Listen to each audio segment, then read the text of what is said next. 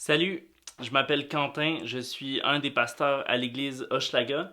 Ma prière aujourd'hui, c'est que vous soyez bénis et touchés par l'enseignement que je vous apporte et que Dieu s'en serve pour vous faire découvrir un peu plus les merveilles de son amour.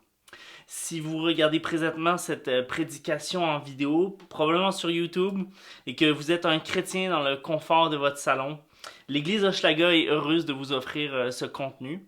Mais on souhaite simplement souligner que selon nous, ça n'est pas suffisant pour remplacer votre participation réelle à une église locale. Si vous n'avez pas d'église locale ou que vous ne savez pas comment en trouver une bonne, eh bien écrivez-nous, ça va nous faire plaisir de vous en recommander une. Aujourd'hui, je vais commencer tout de suite en lisant le texte. On va être dans Malachie 3, verset 13 jusqu'au chapitre 4, verset 6. Il y a une petite différence dans le découpage des versets pour certaines versions, mais on a tous à peu près le même texte. Donc voilà, je vais lire dans la traduction second 21. Malachie 3, verset 13. Vos paroles sont dures contre moi, dit l'Éternel. Et vous dites, qu'avons-nous dit contre toi? Vous avez dit, c'est inutile de servir Dieu. Qu'avons-nous gagné à respecter ses ordres et à marcher dans le deuil à cause de l'Éternel, le Maître de l'univers? Maintenant nous déclarons heureux les hommes arrogants. Oui, ceux qui font le mal prospèrent. Ils mettent Dieu à l'épreuve et ils réchappent. Alors ceux qui craignent l'Éternel se parlèrent l'un à l'autre. L'Éternel fut attentif et il écouta. Un livre de souvenirs fut écrit devant lui pour ceux qui craignent l'Éternel et qui respectent son nom. Ils seront à moi, dit l'Éternel, le Maître de l'univers. Ils m'appartiendront. Le jour que je prépare, j'aurai compassion d'eux comme un homme a compassion de son fils qui le sert. Et vous verrez de nouveau la différence entre le juste et le méchant, entre celui qui sert Dieu et celui qui ne le sert pas. En effet, voici venir ce jour brûlant, comme un four. Tous les hommes arrogants et tous ceux qui font le mal seront comme la paille. Le jour qui vient les embrasera, dit l'Éternel, le Maître de l'univers. Il ne leur laissera ni racines, ni rameaux. Mais pour vous qui craignez mon nom, le soleil de justice se lèvera, et la guérison sera dans ses rayons.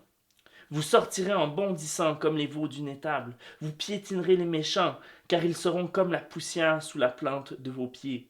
Le jour que je prépare, dit l'Éternel, le Maître de l'univers. Souvenez-vous de la loi de mon serviteur Moïse. Je lui ai donné en Horeb, pour tout Israël, des prescriptions et des règles. Je vous enverrai le prophète Élie, avant que n'arrive le jour de l'Éternel, ce jour grand et redoutable. Il ramènera le cœur des pères vers leurs enfants, et le cœur des enfants vers leurs pères, de peur que je ne vienne frapper le pays de destruction. Prions. Dieu Tout-Puissant, on te remercie pour cette occasion d'ouvrir ta parole une fois de plus aujourd'hui. Alors que nous ouvrons ta parole aujourd'hui, ouvre nos cœurs par ton Saint-Esprit. Père, nous croyons que cette parole est inspirée de toi. Nous croyons qu'elle est suffisante. Nous croyons que tu exerces par elle ton autorité sur nos vies et nos cœurs. Nous croyons qu'elle est sans erreur et qu'elle est un guide certain pour nous conduire au salut. Seigneur Jésus, nous prions que tu nous donnes des yeux pour voir, des oreilles pour entendre. Nous prions que tu sauves les perdus. Nous prions que tu affermisses ton Église dans Hochelaga. Et Père, remplis-moi de ton Saint-Esprit en cet instant, afin que je puisse exposer fidèlement ce que tu as à nous enseigner dans les chapitres 3 et 4 de Malachie aujourd'hui. Seigneur Jésus, que ton nom soit béni et élevé devant tous les hommes. Amen. J'ai cette semaine discuté avec un ami et puis on parlait de ce qu'on appelle les églises de la prospérité.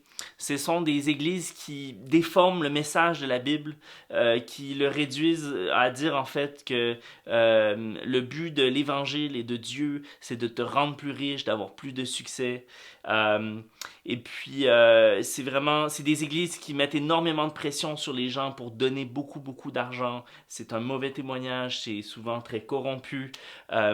Et avec tristesse, on remarquait que ces églises-là, dans beaucoup d'endroits du monde, ont tendance à avoir beaucoup plus de succès que les églises qui restent fidèles à la parole de Dieu et au message des évangiles.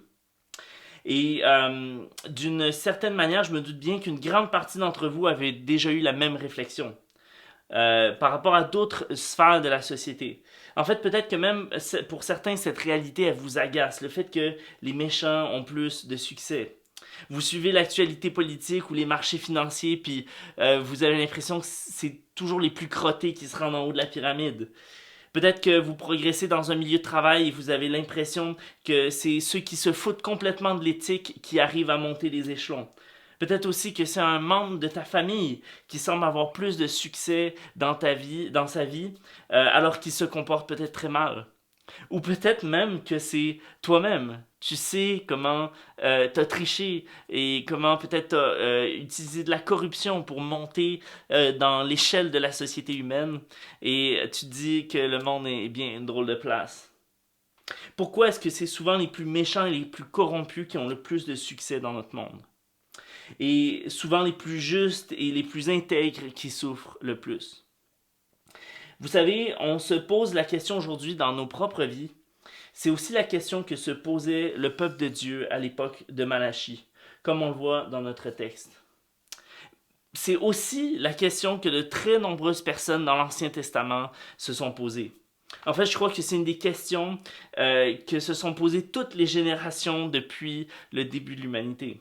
Job, par exemple, a posé cette question en disant « Pourquoi les méchants vivent-ils? Pourquoi les voit-on vieillir et même développer leur force? Ils voient leur descendance s'affermir à leur côté. Leurs rejetons prospèrent sous leurs yeux. » Il y a aussi Asaph dans le psaume 73 qui s'est posé cette question en disant, par exemple, « Car j'étais jaloux des vantards, en voyant le bien-être des méchants. Rien ne les tourmente jusqu'à leur mort, et leur corps prend de l'embonpoint. Ils n'ont aucune part aux souffrances humaines, ils ne sont pas frappés comme le reste des hommes. » On a aussi le prophète Jérémie au chapitre 12 de son livre qui dit ceci. « Tu es trop juste, Éternel, pour que je lance des accusations contre toi. Je veux néanmoins parler de justice avec toi. Pourquoi la voie des méchants conduit-elle au succès?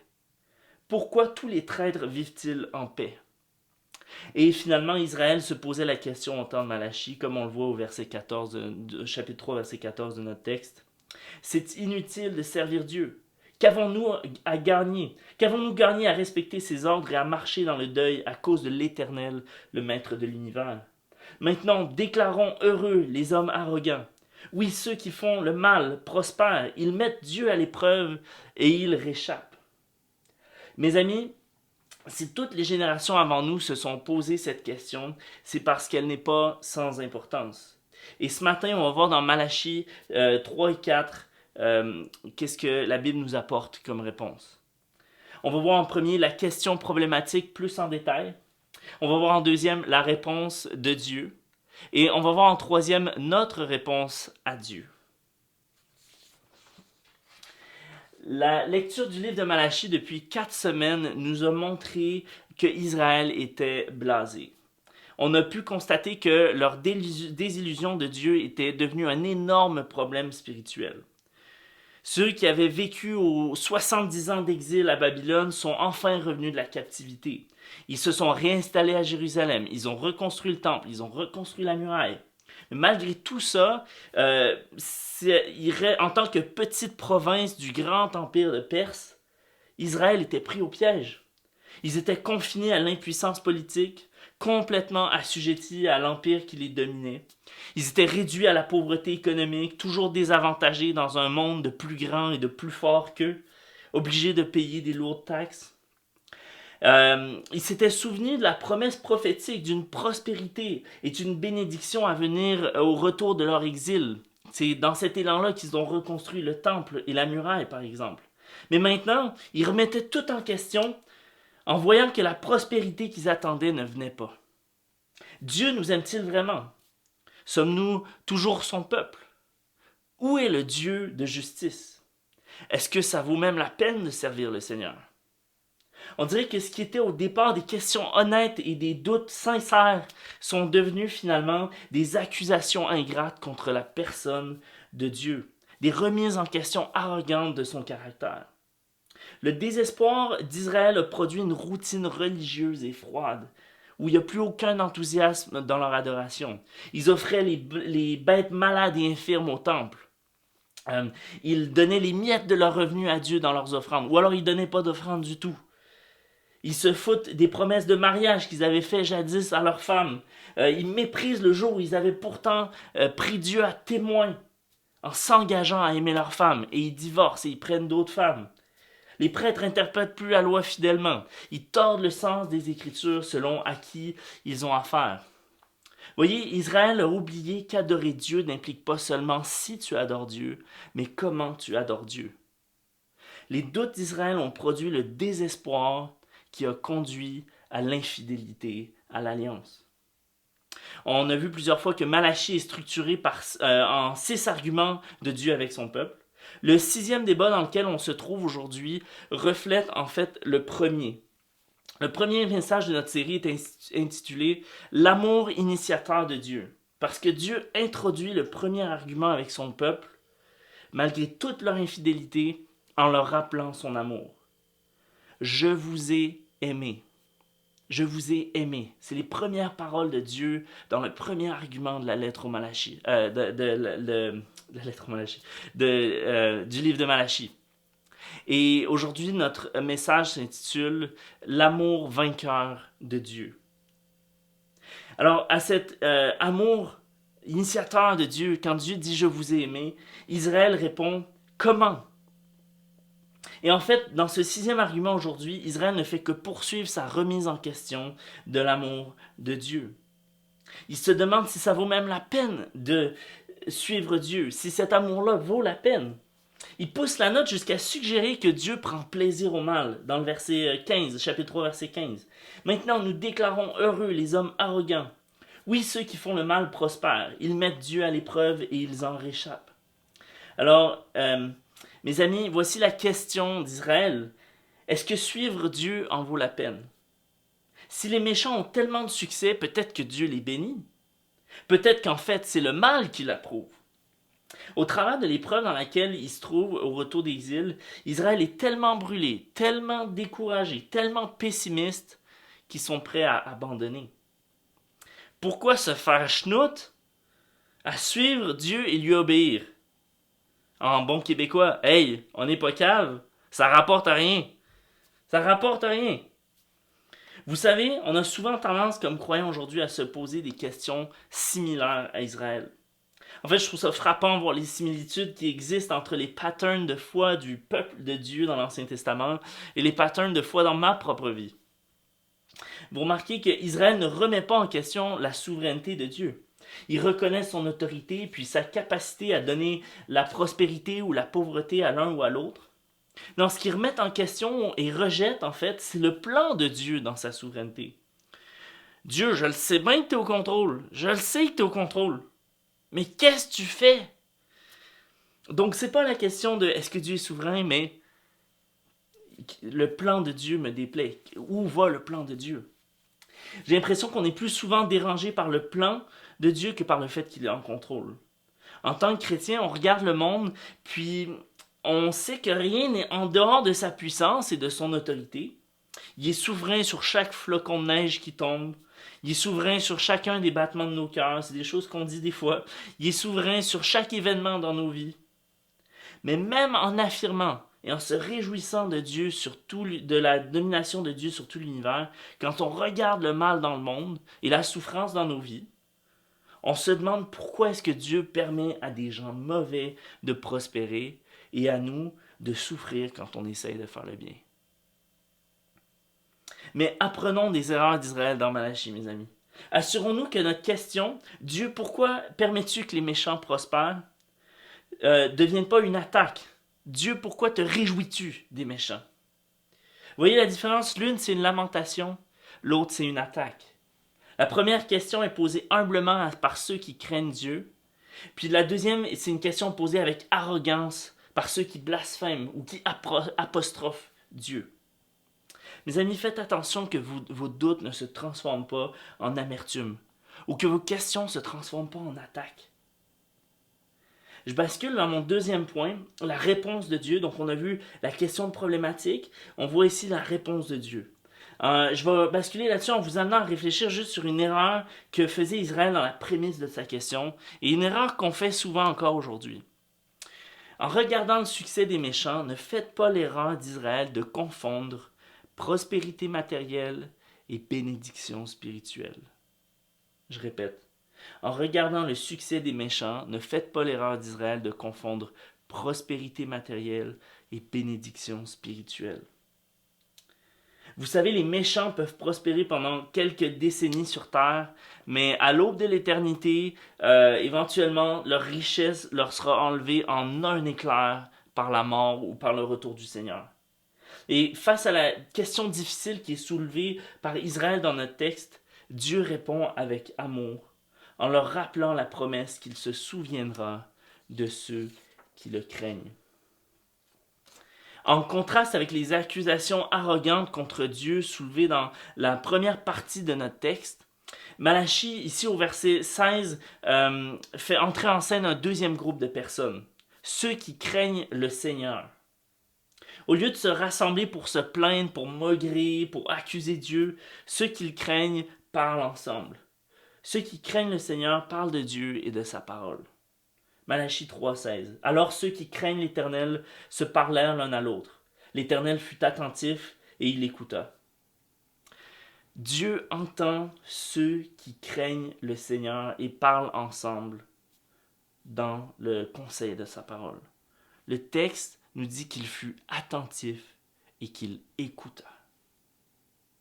Mes amis, dans un monde où c'est souvent les méchants puis les moqueurs qui ont le porte-voix, dans un monde où c'est souvent les tricheurs qui gagnent au roi de la montagne puis qui sont les plus visibles, n'oubliez pas que Dieu est celui qui porte attention aux conversations discrètes de ses enfants et des misérables. N'oubliez pas 1 Samuel 16,7 par exemple, qui nous dit que l'homme regarde à ce qui frappe les yeux, mais l'Éternel regarde au cœur. N'oubliez pas que Jésus nous a dit de mettre en valeur la prière humble dans le secret de ta chambre, parce que Dieu qui est dans le lieu secret te le rendra.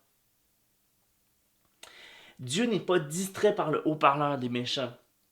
Il prête l'oreille aux murmures de ceux qui le craignent. Non seulement Dieu remarque ceux qui le craignent, mais il se souvient d'eux, nous dit le texte. Leurs noms sont consignés dans un livre de souvenirs. Maintenant, on peut se poser la question, c'est quoi ce livre dont parle Malachie? C'était courant pour les rois dans ce temps-là d'avoir des récits écrits de ceux qui étaient trouvés fidèles ou qui avaient fait des gestes héroïques. Leurs noms étaient consignés dans des registres officiels du palais ou d'un tribunal. Un bel exemple de ça dans la Bible, c'est dans Esther 6, où le roi Xerxès a demandé le livre des événements marquants et des annales pour qu'on lui lise. Et c'est dans ce livre que le roi apprend que Mardoché, une fois, a sauvé la vie du roi. Il a remarqué que on n'avait pas honoré Mardoché comme il se devait après ce geste héroïque. Et donc, il fait honorer Mardoché. Et tout au long de l'Écriture, Dieu utilise l'image du livre de registre pour décrire comment il se souvient en permanence de son peuple et de ceux qui le craignent. On voit ça par exemple dans Exode 32, quand Moïse plaide pour le peuple auprès de Dieu. Il dit « Pardonne maintenant leurs péchés, sinon efface de ton livre mon nom que tu as écrit. » L'Éternel dit à Moïse « C'est celui qui a péché contre moi que j'effacerai de mon livre. » On voit aussi beaucoup dans Apocalypse, par exemple au chapitre 20, quand Dieu jugera le monde. « Je vis les morts, les grands et les petits, debout devant le trône. Les livres furent ouverts. Un autre livre aussi fut ouvert, le livre de vie. Les morts furent jugés conformément à leurs œuvres, d'après ce qui était écrit dans ces livres. La mer rendit les morts qu'elle contenait, la mort et le séjour des morts rendirent aussi leurs morts, et chacun fut jugé conformément à sa manière d'agir. Puis la mort et le séjour des morts furent jetés dans les temps de feu. Les temps de feu, c'est la seconde mort. Tous ceux qui ne furent pas trouvés inscrits dans le livre de vie furent jetés dans les temps de feu. Et la même image est utilisée ici par Malachie au chapitre 3, verset 16. Un livre de souvenirs fut écrit devant lui pour ceux qui craignent l'Éternel et qui respectent son nom. Le livre de souvenirs nous garantit que le Seigneur n'oubliera pas son peuple. Remarquez que les noms qui sont enregistrés, c'est ceux qui craignent et qui respectent son nom. Ceux qui craignent le Seigneur peuvent ne pas prospérer. Ils peuvent ne pas avoir beaucoup d'influence. Et peut-être qu'aucun historien se souviendra d'eux. Mais Dieu, lui, se souvient.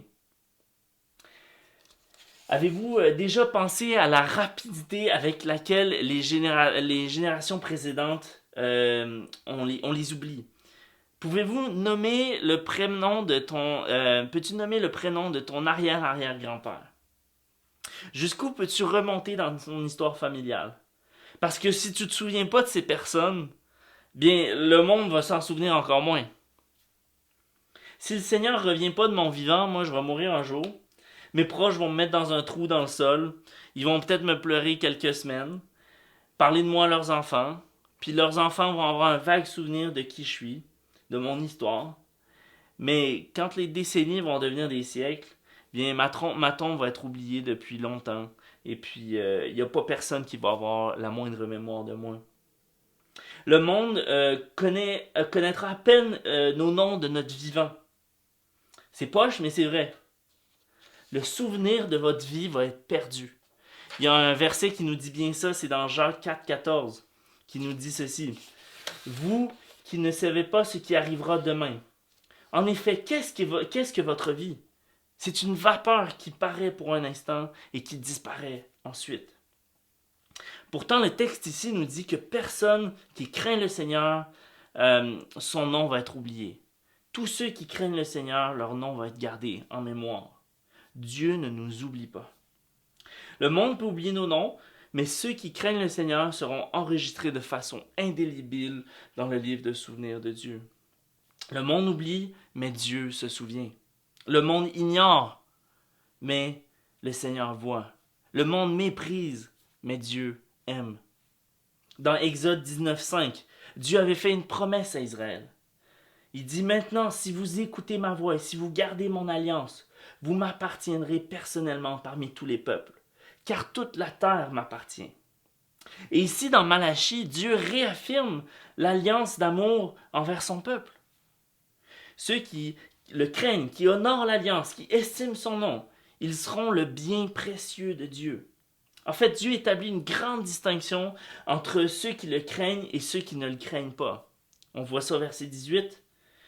Vous verrez de nouveau la différence entre le juste et le méchant, entre celui qui sert Dieu et celui qui ne le sert pas. Au jugement final, mes amis, cette distinction sera permanente et définitive. Alors, si on revient à notre question du départ, pourquoi est-ce que les méchants ont du succès? Eh bien, Dieu affirme qu'il fait en fait une distinction très claire, mais que la manifestation de cette distinction sera révélée au jour du jugement. Vous voyez ici dans Malachie, après leur retour de Babylone, ils s'attendaient tout d'un coup à vivre la prospérité et l'abondance et la liberté parce qu'ils appartenaient à Dieu. Israël avait raison d'une certaine manière, mais ce que Israël ne comprenait pas bien, c'est qu'il se trouvait, comme toute l'humanité, dans un autre exil. Un exil bien plus grand et bien plus dévastateur. L'exil du péché. Loin de Dieu, chacun suivant sa propre voie. Et c'est de cet exil que Dieu allait les libérer un jour. Et c'est lorsque cet exil prendra fin qu'on va connaître la prospérité, nous inclus, et l'abondance et la liberté réelle et complète. Et cet exil, Dieu y a déjà mis fin par la mort de son Fils Jésus-Christ à la croix pour nos péchés. Dieu a anéanti la puissance du péché. Mais la pleine manifestation de cette promesse, comme celle que Dieu rappelle à Israël ici dans Malachie, elle se fera au retour du Seigneur, au jugement final. Mes amis, la question qu'Israël aurait dû se poser n'est pas pourquoi le méchant prospère, mais pas le juste. Non, la question qu'Israël aurait dû se poser et que chacun d'entre nous on doit se poser, c'est plutôt comment devient-on juste? Parce qu'en bout de ligne, la Bible dit que personne n'est juste. L'apôtre Paul nous dit dans Romains, personne n'est juste, pas même un seul. Alors comment devient-on juste?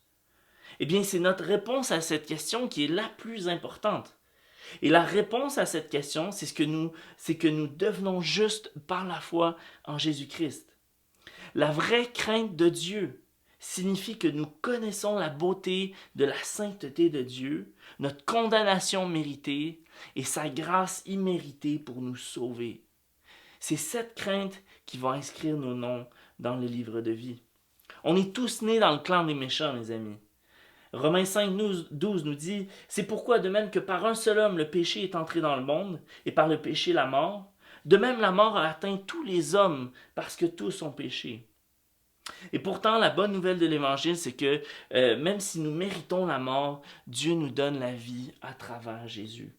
Par la foi en Christ, les méchants pécheurs qui craignent le Seigneur, avec foi, recevront la justice de Jésus qui leur est attribuée. Vous voyez, vous ne pouvez pas gagner la justice, vous devez recevoir la justice par la foi en Jésus-Christ. Et Malachie nous rappelle à quel point Israël et nous-mêmes avons besoin de la venue de Christ. Pour ceux qui se cachent dans le refuge de Christ, ils seront en sécurité et Dieu va se souvenir d'eux. Mon ami, quelle est ta réponse à Dieu? As-tu répondu à Jésus par la foi? As-tu choisi de répondre à Dieu dans la crainte en t'humiliant devant son amour qui t'est offert? Ma prière, c'est que ton nom soit écrit dans le livre de vie.